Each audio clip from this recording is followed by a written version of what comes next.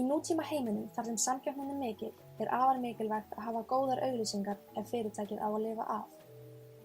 Sjáðu til, viðskipti eru eins og að veiða, ef beitan góð, þá bíta fiskarnir. Með réttum aðferðum getur þú fengið nákvæmlega það sem þú vilt.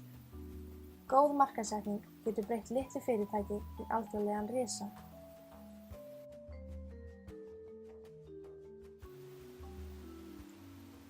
Markaðssetning snýst öll að átta sig á því hvað það sem að viðskiptavinurinn þarf og gera sér grein fyrir því hvernig þú getur uppfyllt þær þarfir og grætt síðan á því.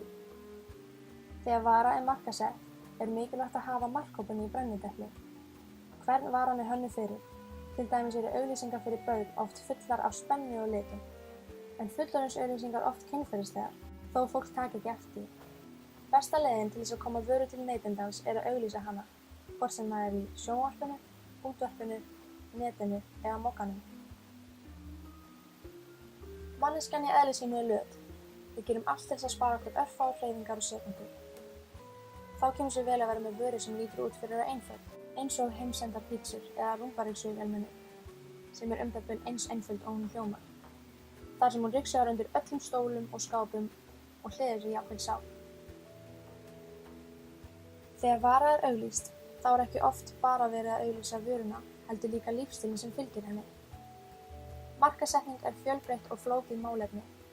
Mörg brögð eru notuð til þess að blekkja fólk, en án markaðssetningar myndir þú sennilega ekki vita hvaða vörur eru á borðstofunni.